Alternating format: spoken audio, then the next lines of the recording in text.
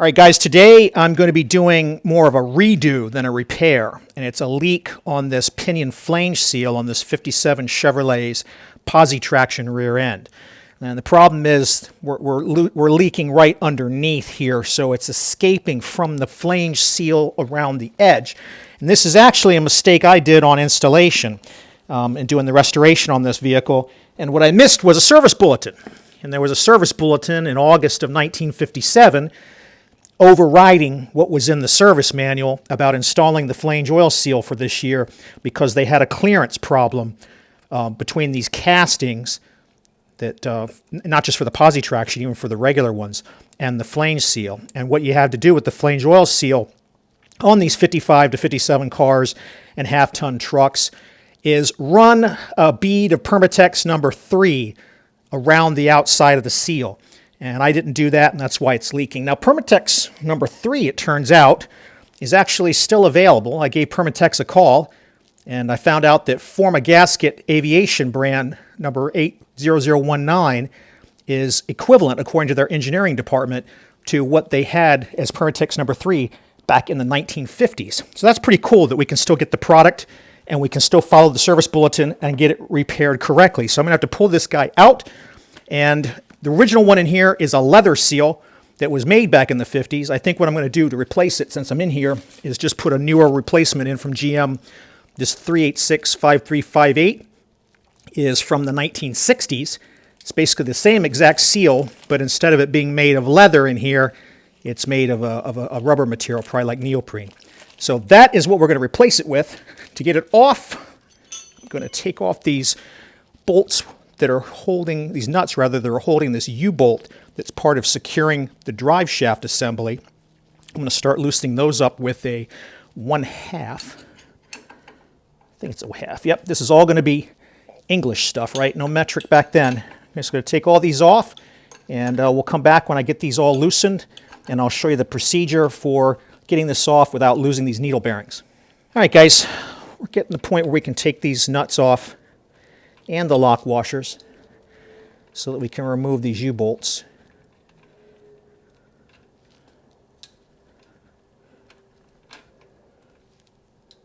Just going to set them on top of the differential housing for now.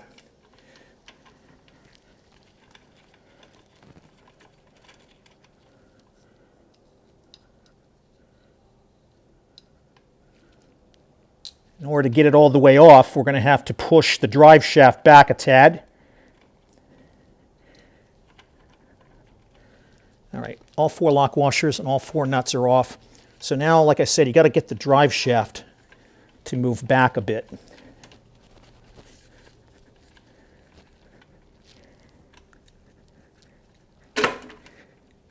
Now, this was only recently rebuilt, maybe a year ago. And it's been out here. I've had to put this project aside a couple of years ago, so it's not that bad. I'm holding on to the cover of the needle bearing of the U-joint here. I'm going to sit this down like this to make sure that it doesn't come off. Right underneath here, we'll pull this off just to show you. Right under here are the needle bearings that were used back in the 50s. And there's where the grease would come out from the grease fitting, would squeeze out into all of these. And we just don't want those to fall out. Typically, if you got fresh grease in there, they won't. You can wrap them with a rubber band, or you can wrap them with some painter's tape or something like that to keep them together. Now, if you have trouble getting this drive shaft back, if we just kind of rotate to the other end, where it goes into the transmission here, this is not supposed to be very hard to move. Right? It should slide out just like that. Now, sometimes you might have to put a little bit of prying force over here at the differential end, but if you have to do more than that, you probably have some binding with the yoke at the end of the drive shaft here that goes into the rear shaft coming out of your transmission. This happens to be a turbo glide, but it would be the same whether it was an automatic power glide, an automatic turbo glide, or a manual. Same kind of approach. All right, so now we're going to have to now take off this pinion nut. When we take off the pinion nut, we'll be in a position where we can remove the flange. So I'm going to get a ratchet and the appropriate socket for that, and we're going to pull that off. All right, guys, we're back here. There's a special tool you're supposed to use to hold on to the flange as you try to remove the nut. I fabricated something some time ago just out of a piece of stock steel, and that'll do just nicely. Got a couple of spare bolts here that I'm going to use to secure it into position. Just give me a second to get the nuts off of them.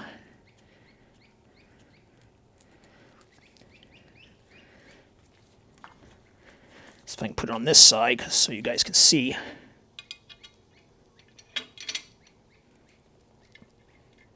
I don't like using the U-bolts because there might be some distortion on them.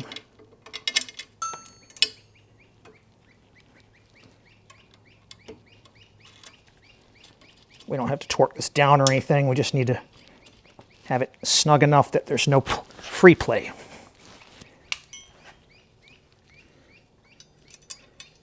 And then I've got a cutout there so that we can get our socket in there. It's a 1 1/8 inch socket. You guys will probably be working at this from the bottom instead of the top like me.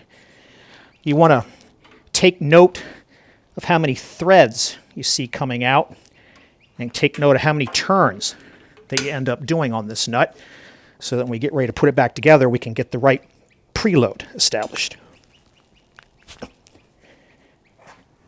There's our service manual sliding off. Let me put that aside there. All right. I'm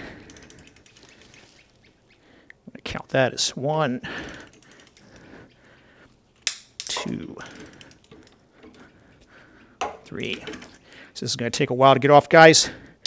We're just going to continue removing this, and then we'll pick it up when we get ready to pull it. All right, guys, I think we're done with this. Let's work them off the rest of the way by hand. It's a shame because, you know, when we're doing the restoring, we had some paint inspection marks on there. Kind of simulate the factory line I'm going to have to redo now. All right. So now we need to pull this flange and shield assembly off. Now normally what you would have had is a tool that went across here to there, catty corner, with a forcing screw that would have pulled it off. I don't have that, so I'm going to see if we can get this off with a gear puller.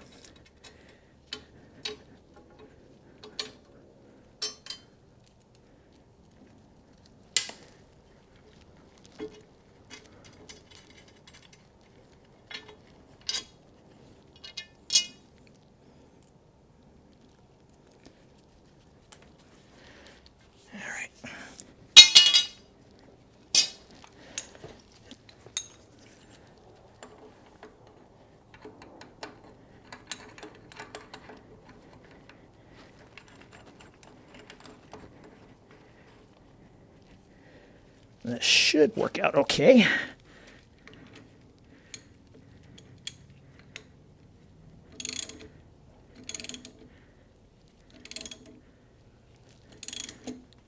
Yeah, that's working out fine. You can see this gap opening up here as we pull this off of the pinion.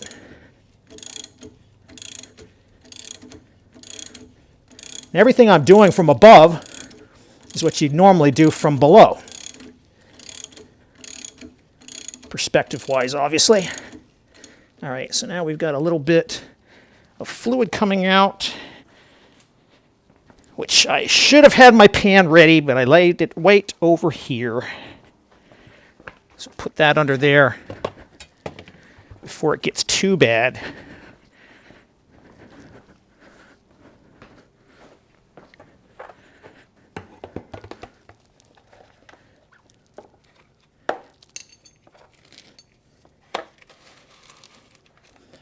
I'm going to keep this cardboard here so we have our U-joint sitting on it.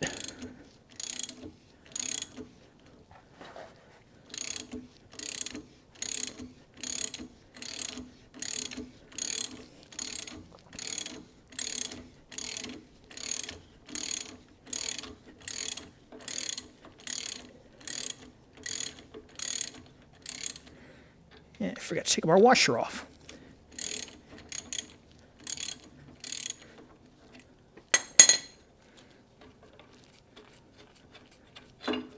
All right, there we go. So we got this guy off.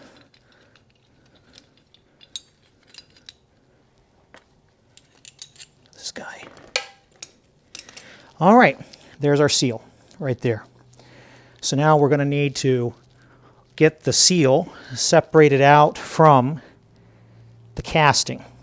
I think what we're probably going to have to do with there is something like a small chisel or even a screwdriver, and then we'll start to work it out. All right, guys, now we got to get this old seal off, and there's not a whole lot of room to work here, so I'm thinking that I can kind of pry it off with a very large flathead screwdriver.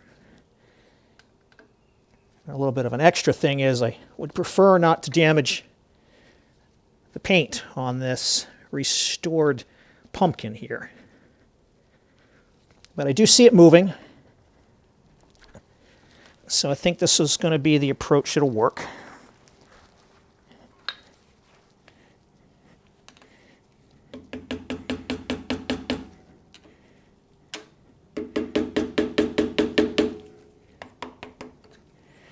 Just going to go kind of slow with it. Now obviously if you're doing this on a driver, you might just choose to hammer it straight off.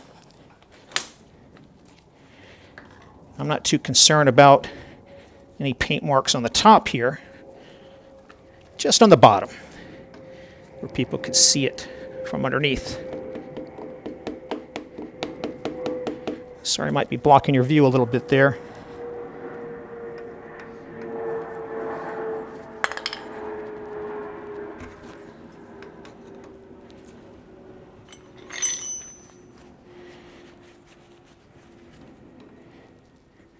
Actually, I'm thinking some of this gear oil up here might help us.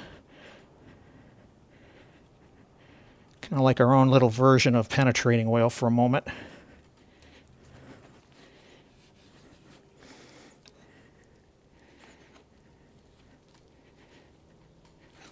Just going to keep working it out like this, nice and slow. And we'll come back when we get near the end. All right, guys, we got it right near the end here. Now that we can get this large screwdriver in here, we can just tap this guy right out.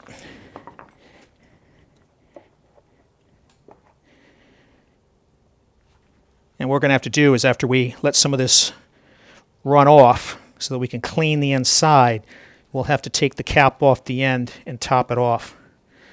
So the original one I put on here when I was restoring this, might be able to just use it as is. I'm not sure, right? We're very careful not to damage it. This was originally a 371 4786.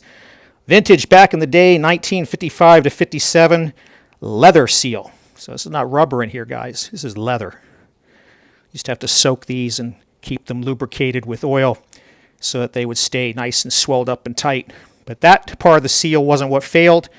What failed was not having any Permatex number 3 around this outside diameter that fits inside the casting here. So we're going to let this guy continue to pee out, and then when he's done, we'll clean up the inside here, and we'll go either make a decision about reinstalling this guy or put the new one on. I think I'm going to put the new one on because, you know, even though at the time this was a great NOS seal, I always worried about it, right? Because they got rid of this leather pretty early on because they did leak. All right, guys, this has stopped dripping. I've just got a rag here with some mineral spirits to get this all back to just straight up metal without having all that gear lubricant in here, so that our seal and our Permatex take hold really good. This particular epoxy paint on this outside housing isn't affected by mineral spirits, so that works out really good. All right. Now we're going to take our new seal, replacement seal, that we rolled the part number of earlier. We can see that even though the design has changed, it's identical. Most of the newer seals today don't actually have the same height to them.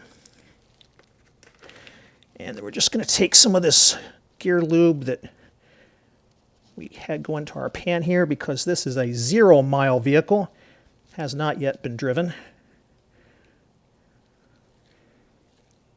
Just get that all around the rubber part of the seal. And then what we're going to do is put our gasket material around the outside.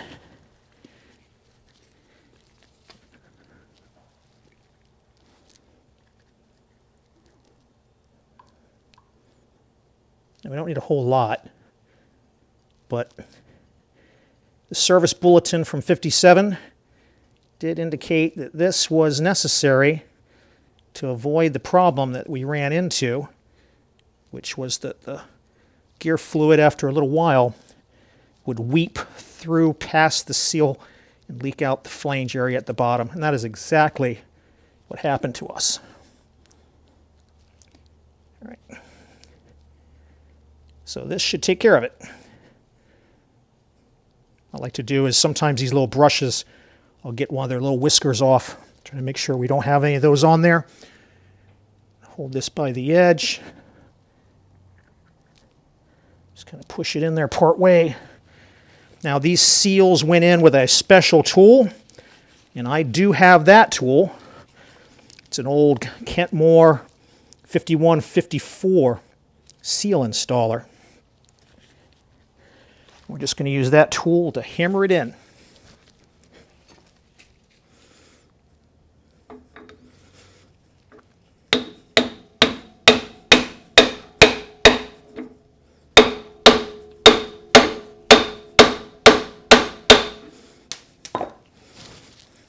Now they don't go in flush, right? So just like when we started it, there's about a little bit more than a 1/16 of an inch of gap there.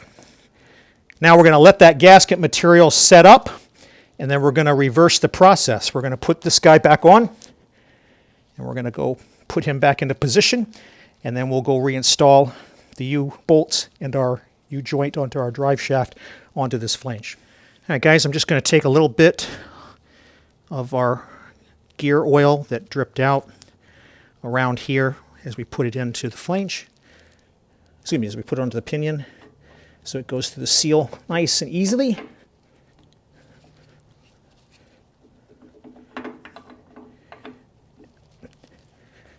And then we've got our washer.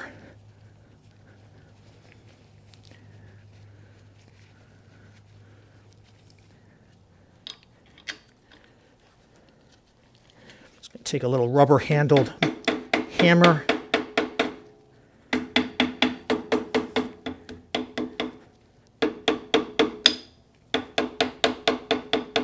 Just to get it on so we can get enough to get the nuts, threads to engage.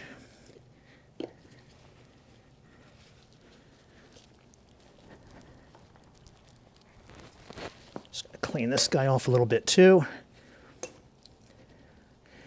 Now technically, if this had been a vehicle that had some mileage on it, we would want to replace this nut. But since this particular one hasn't been driven, we're not going to do that.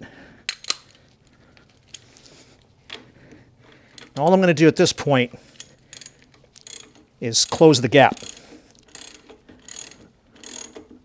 Once we get the gap closed, there's a bit of a procedure that we'll have to do to finish it off.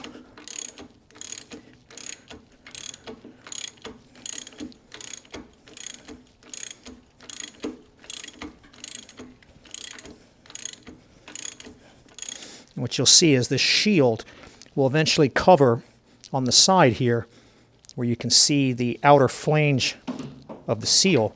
This shield will cover that.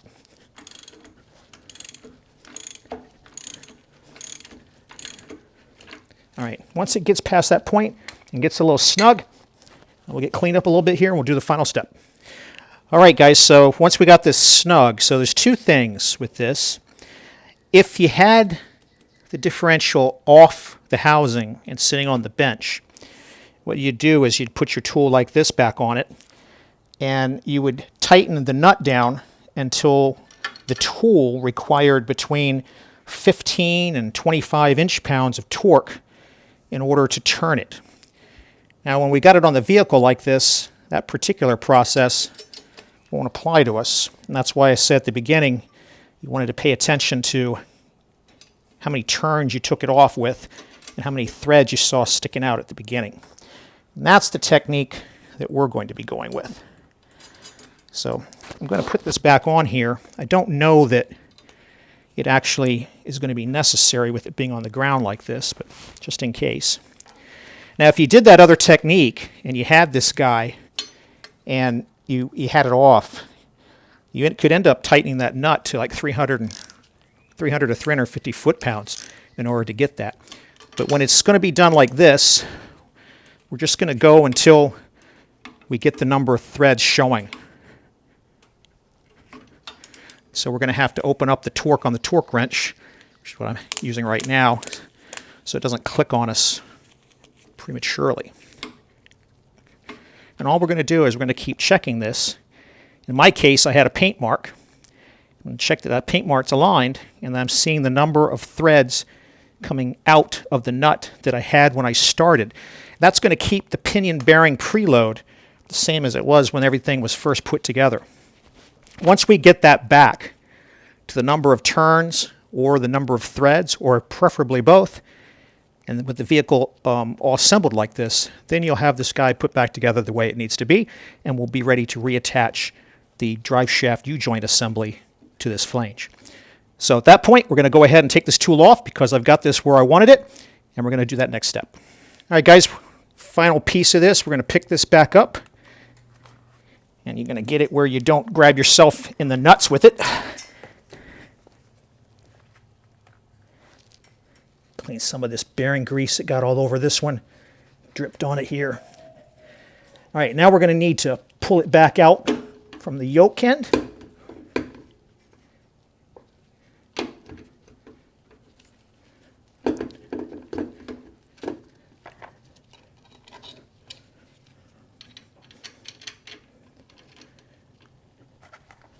Sorry about that. You guys can see all this. Trying to keep it where you can.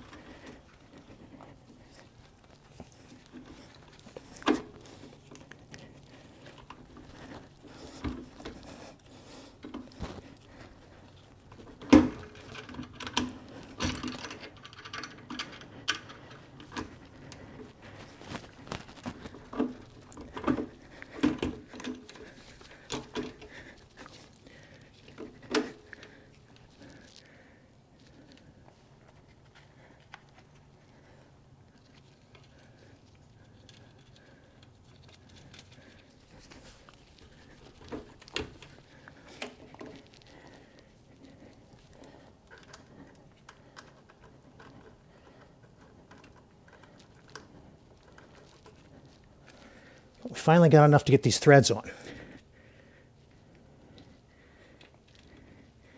Might be able to get the U-bolts to help us.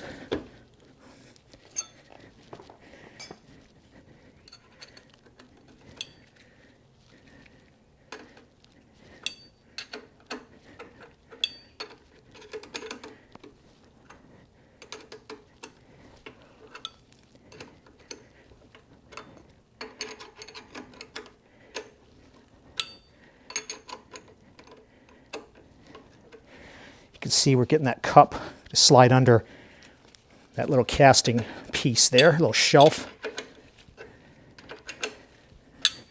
And we'll see if we can do the same down here.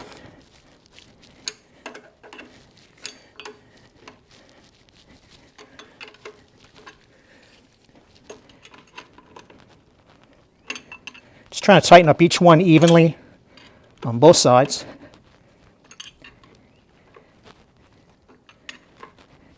And slowly pulling this guy in.